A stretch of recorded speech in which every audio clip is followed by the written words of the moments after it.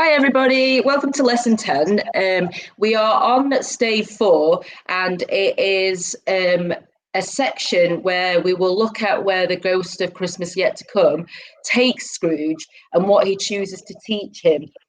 At this stage, it's a little bit different. Well, it's taken a much darker turn.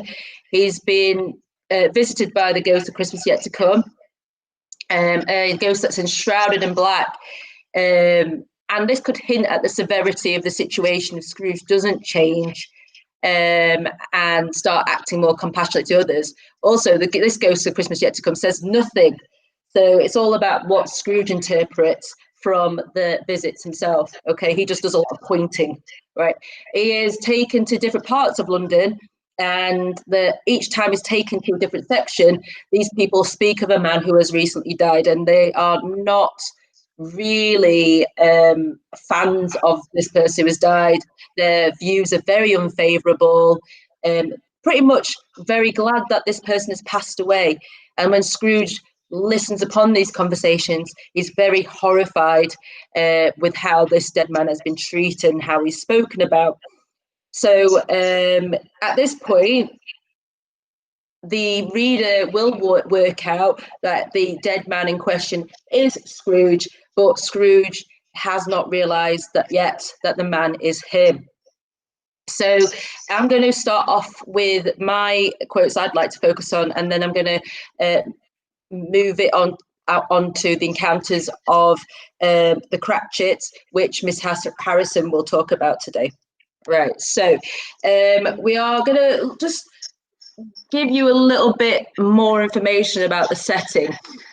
So the ghost of Christmas yet to come takes Scrooge to a part of London that Scrooge has never come across before, and it is because he is ignorant of the plight of the poor. So he's taken him to this part of London where the most impoverished live, and what we can say is this part of the city is squalid and immoral, and this is the darker side of the city life that Scrooge would prefer to remain ignorant of.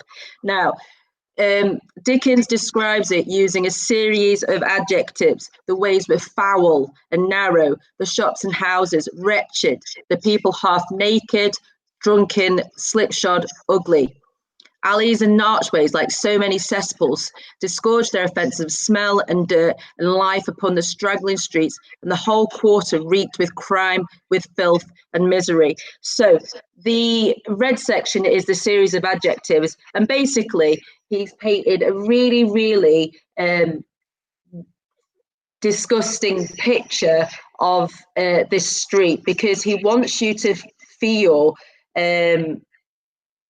sort of, I don't know, what's another word for disgusted?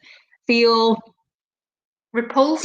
Repulsed by the setting itself, and therefore perhaps thank you, Miss Harrison, and perhaps the inhabitants that sort of reside there, and it shows you what happens if poverty remains unchecked, because the most poorest parts of society live here, and it links in quite nicely to what you learned about last week about ignorance and want, and this idea that Scrooge was worried that if the poor weren't educated in morality, that poverty basically breeds immorality. And so you're going to meet 4 very minor characters who represent the immorality, and this contrasts with the romanticized characters, the Cratchits, because the Cratchits are a romanticized view of the working class, but there's also this other contrast with the working class. You could even call them the underclass,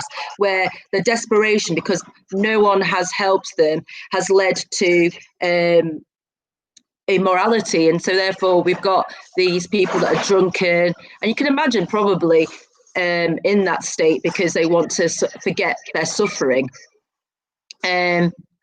So I'm going to move on to the next quote, which is takes you to Old Joe's shop. So Old Joe's shop is a beetling shop. So I imagine it's basically like a shop where you can take your items and pawn them off for whatever price Old Joe would give you.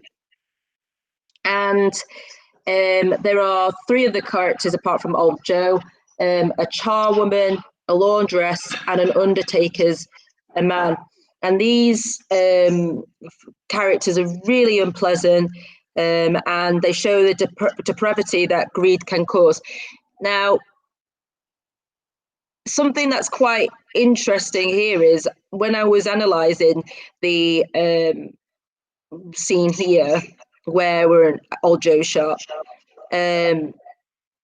one of the things I've noticed is that these four characters are avaricious like Scrooge, because Scrooge is quite greedy for money, like we said in the beginning of the novella. And these people here, you'll see, is that they've come to this Old Joe shop to sell all these items that they've stolen from a dead man. Now, being a Christian society, one of the things that would be expected of every Victorian individual was to be upstanding and moral, and to show levels of respect, particularly when it came to the dead. Now, the fact that they've stolen these items for a dead man shows immorality, but also greed, because they're that desperate for money that they were willing to steal from the dead. However, the point that I'm trying to make is that while Scrooge is greedy for money, and the working class here are greedy for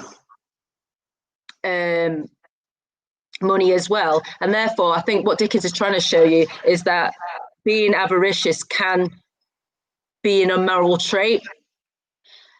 So this leads us on to this point then, because obviously the Victorian people, the Victorian readers would be horrified by the fact that they have stolen all these items from this dead man. And the charwoman, I think her name's Mrs. Dilber, says, if he wanted to keep him after he was dead, a wicked old screw, pursued the woman, why wasn't he natural in his lifetime?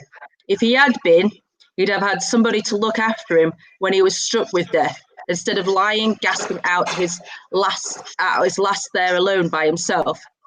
And then she says later on in this, because I've just taken out a bit of the extract, it's a judgment on him. So, what does she mean then?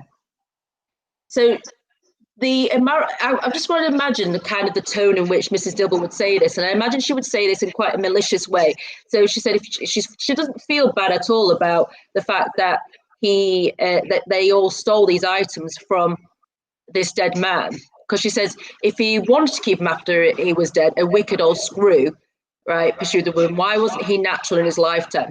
So I think from what we know about the context about how Victorians were meant to be moral, upstanding Christians, a natural way of being would be to be a kind and compassionate person. And so therefore, we would argue that Scrooge is unnatural in his behaviour because of the fact that he is cold, he's unfeeling, he's greedy, he wants to be on his own. And the consequences of this sort of misanthropic, remember misanthropic means doesn't like to be around people, is that he has nobody to protect any of his belongings or to protect his body, because they do some quite horrific things, like besides just they even steal the curtains from his bed, if you read on later in this extract, in the cold read, and they steal his curtains when he's just laying there. So I think that rhetorical question there shows you that if Scrooge behaved in a way that was more conforming of Victorian society, and he behaved in a way that was more caring, then she said, then perhaps this could justify, this would not justify us taking these items from this dead person. The metaphor, a wicked old screw, if we split that up, an old screw is actually a pun, and I had to look this up, and it's a pun for a miser. So if you remember in the beginning of the stave one, they do call him this, and it basically, remember, he is somebody that is full of greed. And so this reminds the audience that if he didn't let his greedy side take over, then people would have treated him with much more respect than they are now. Okay, and that image there where he's gasping alone by himself is one that I imagine Scrooge would be horrified by, because he realizes that the choices he's made have left him to die alone with all these immoral, depraved people stealing all these items from him and not even giving a second thought about it. So the bit that she says here, it's a judgment on him. I think Miss might allude to perhaps not only the opinion of Scrooge, but the opinion of perhaps God when he dies, and the judgment that God might hold on him, and decide whether he goes to heaven and hell. And that would remind me, if I was a Victorian reader, it would remind me of how Marley ended up in purgatory because of the sins that he's caused. And so I think at this level, Dickens is trying to show us two things about the encounter with these really, really minor characters.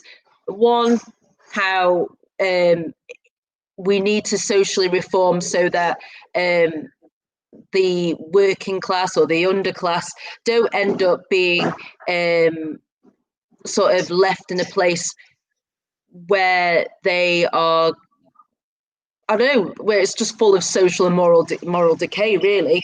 And then the second thing is just reminding the audience, if it is, we should be good people, because if not, then you're going to sort of die alone. But also this idea that people, because they're basically desecrating his body, aren't they, by not showing him this respect. I don't know if you had any other thoughts there, Miss Harrison. No, you've done it brilliantly, as always. Yeah, I just think it's this kind of driving home the kind of how repulsed. Sorry, that's my Alexa going. The repulsiveness of society and how repulsed Scrooge is by what he's seeing. And that repulsion is kind of put back onto him. So it's not, that's how we viewed him when he was, in the first day, when we see him and his kind of horrid ways. And he's now viewing other people in that same way. So it's kind of, you can see how Scrooge is learning, from what he's being shown by the ghosts. Yeah, absolutely. And I think, I think Dickens would have been used to sort of being these sort of much more lived areas of London. I think at some point I'll try and show our class, and I'll pass on the resources to you, Miss Harrison.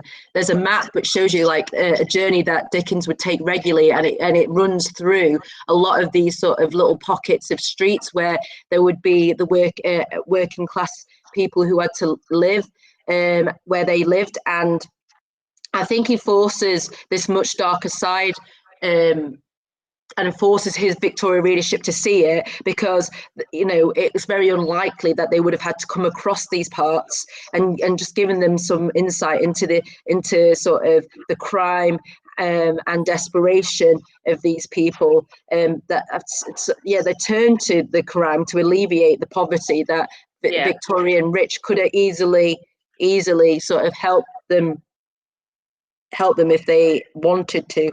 So we're going to move on to the encounter with the Cratchits, which is your turn now, Miss Harrison. Okay. Thank you. Okay, guys. So obviously we've already met the Cratchits earlier on in Stave 3 with the Ghost of Christmas Present. And overall, it was a very positive view, like Miss Wan's already said, quite a romanticised view of the working class poor. The Ghost of Christmas Yet to Come shows Scrooge the Cratchits in a much more somber way in Stave 4. This is after Tiny Tim's has died as a result of the family not being able to pay for medical treatment, and his illness has progressed to a stage where he is now no longer living. So I think that it's really important that, you know, in the previous stave, the ghost that Scrooge has seen, you know, quite a jolly family who, even though they are poor, make the best out of it, and they're very, you know, they're a very close knit family. It teaches Scrooge the importance of family and of the Christmas spirit. Whereas here, there's a few bits I want to talk about. Obviously, in the previous stave, there's the main thing that you can take out of this really is the juxtaposition between how the Cratchits are presented in stave 3 versus stave 4. So in stave 3, you could say that they're a quite you know, very light-hearted family, that they're very jovial. You know, it seems quite chaotic, but in a good way. So, you know, it's because all the family's round, and just imagine, you know, if you've got a huge family at Christmas, what it's like, obviously not in COVID times, but when it's back to normal, and you know, you've got family members from all over staying and coming and going, and it's just that kind of positive chaos of Christmas. Whereas here, it was quiet, very quiet. The noisy little Cratchits were as still as statues in one corner and sat looking up at Peter, who had a book before him. The mother and her daughters were engaged in sewing, but surely they were very quiet. So we've got this repetition of quiet through a small paragraph here. And the once noisy little Cratchits were still as statues. So it's just showing that the impact that losing a family member, particularly quite a young family member, has on the Cratchit. And obviously it's there to remind Scrooge that his selfishness not only impacts himself and his future, but it will also impact the future of others.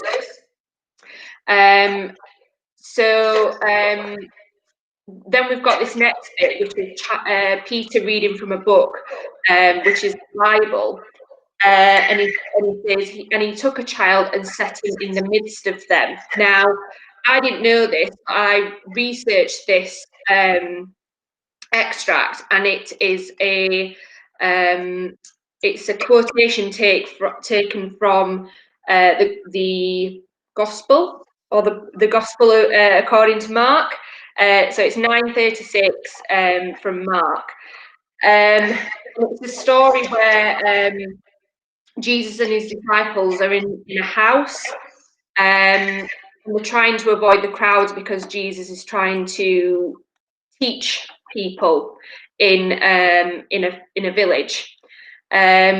So he's with his disciples, Peter and Andrew, and the child is in the house.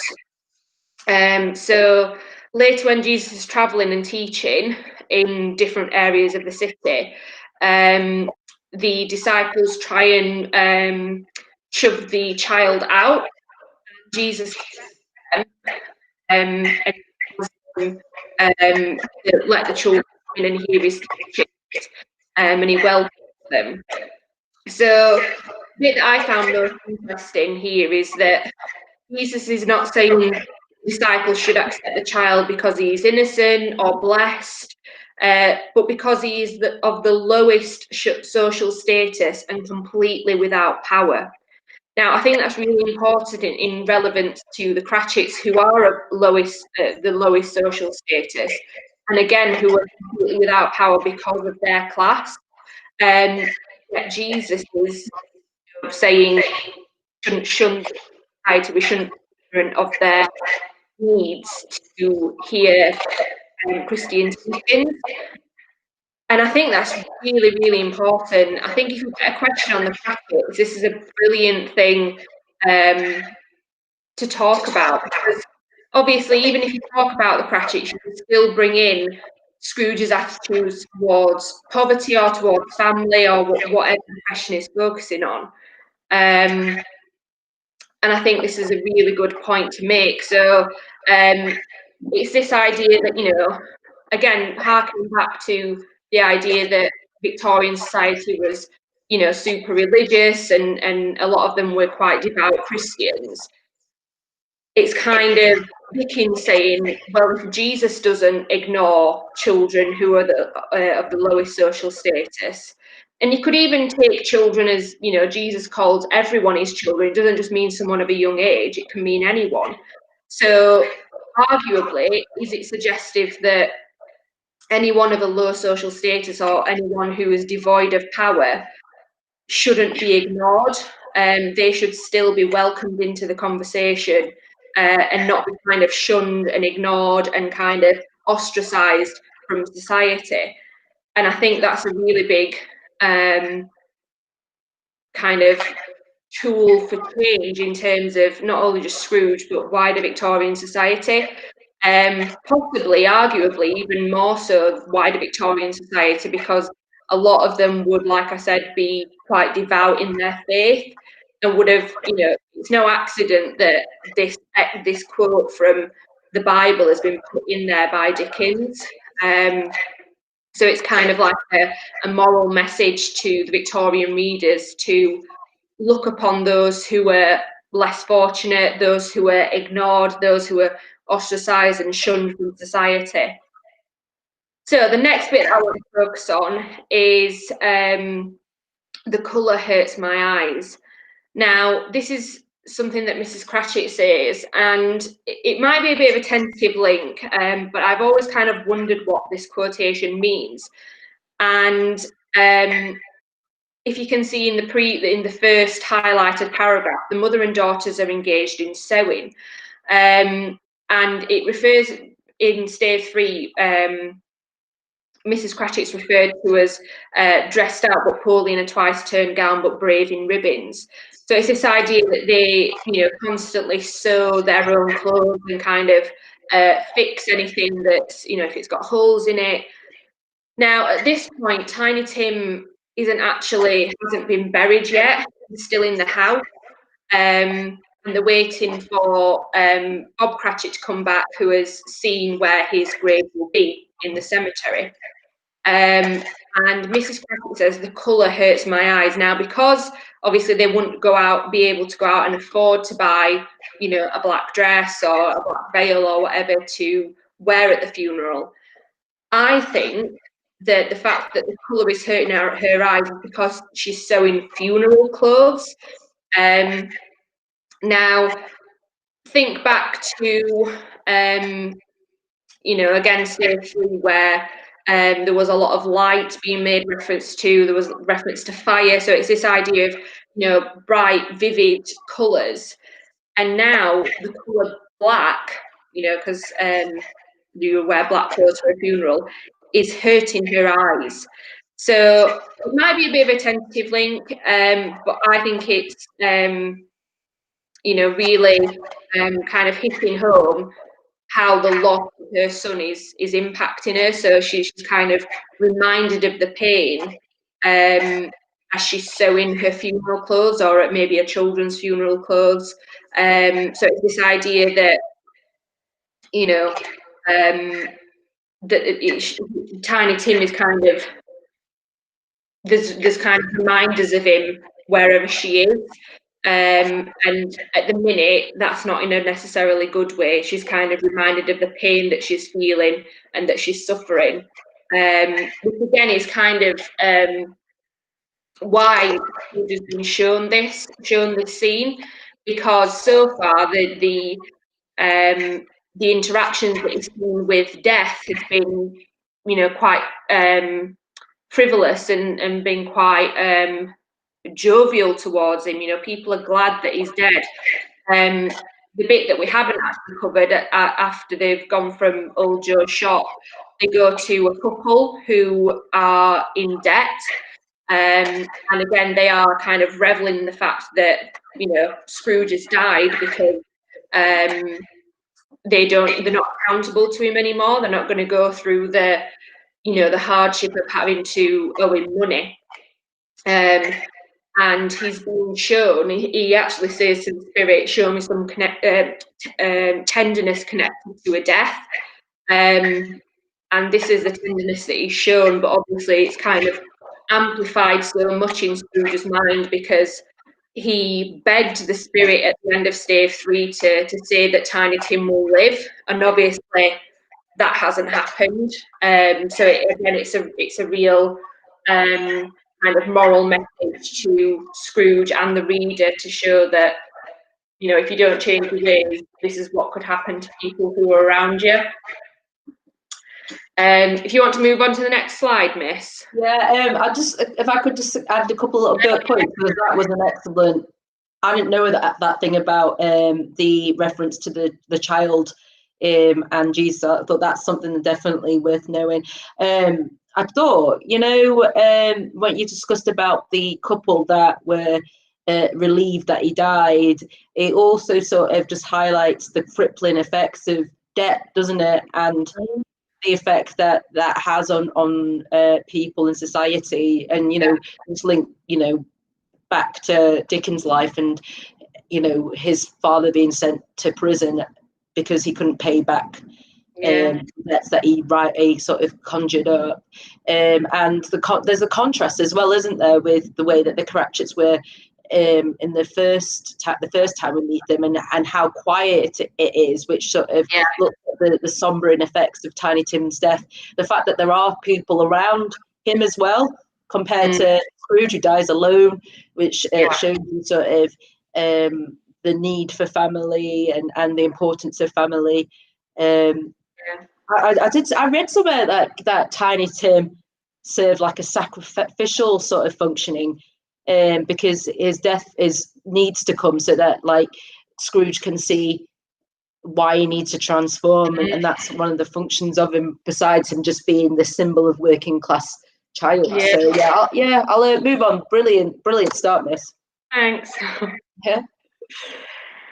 Right, okay, so we've skipped on a little bit, but there's a couple. This is quite a big extract, so I don't want to be talking at you for 45 minutes. So it's the bit where Bob's now returned home from the cemetery, and he is talking to his family about Tiny Tim's grave and where it will be placed in the cemetery.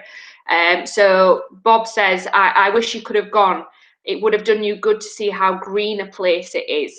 So, you know, we've got this reference again now to colour. And,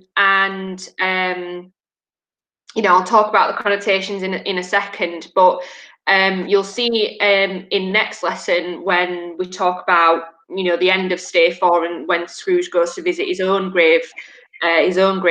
It's a very contrasting image. So even though, you know, Tiny Tim is dead here in the future, his, you know, his grave, and when we're going a little bit later, even the room where he's being kept at the moment, where he's in his house, it's still a very positive image. So we've got, you know, this bright colour of green, whereas Scrooge's grave is overrun with weeds.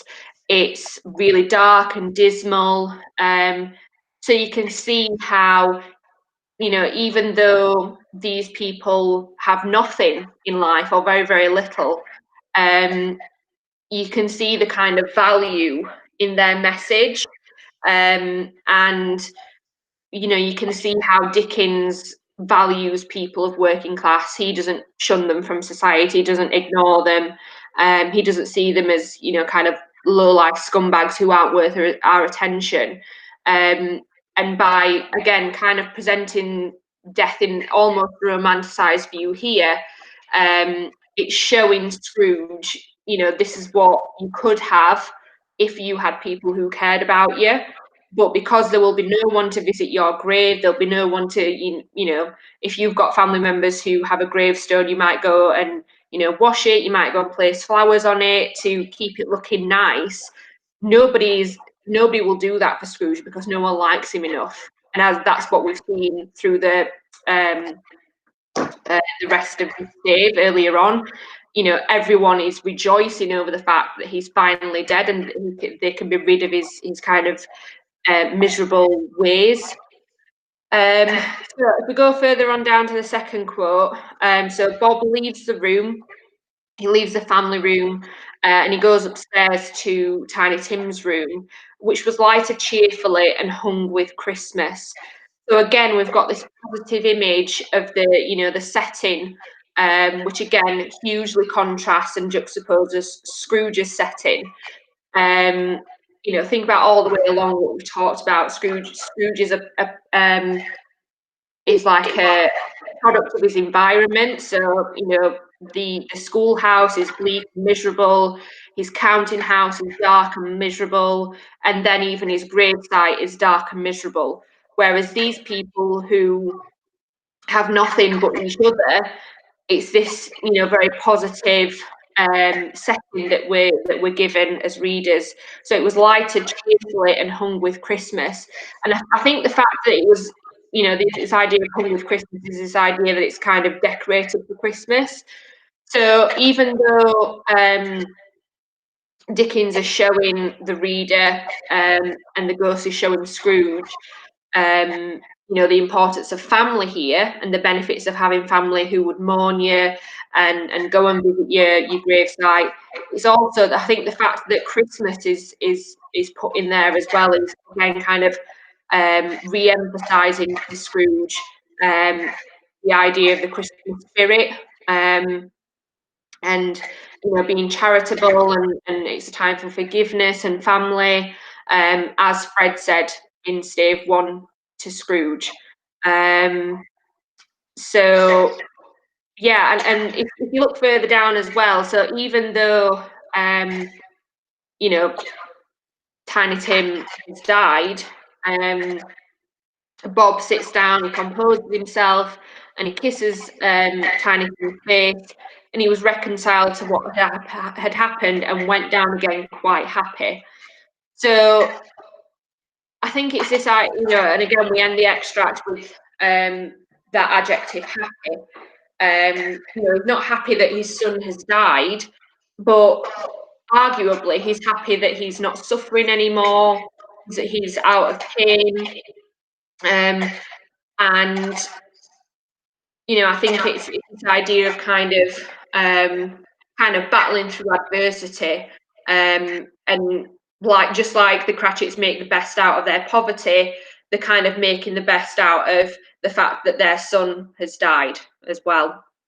Have you got anything to add to that? I feel like that was really great. I really love the bit where you talked about the gravesite, about how green it is, because in the next session we'll be talking about Scrooge's gravesite, won't we? And so, like we said, watch out for that sort of contrast. And again, there's a lot of contrast, isn't there, because of the fact that Bob shows affection towards Tiny Tim's body, whereas with Scrooge, they're stripping his bed bare of the curtains. And there is if you've read the Stave 4, which we'll set you to read, watch out for that bit where the charwoman basically swaps the shirt that he's meant to wear for his funeral for a cheaper shirt so that she could sell it. So there are lots of contrasting images which show you the importance of treating people with respect, because and to be a kind person. So those are the things that I had to say, really. And also the repetition of my little child, and the repetition of little just shows you. So if you had a question on poverty, the biggest victims of poverty are children. The fact that they are left to sort of suffer and not be helped because there's no sort of things in place to help them in society. So I hope you've got lots of notes there. The layout of the sheet's going to be a little bit different, because obviously we've done it like an extract base, which would be good practice for when you start doing exam questions, because you'll be given an extract. So hopefully this will be a nice way to guide you with that. Okay, right. We'll see you soon anyway. Bye. Bye.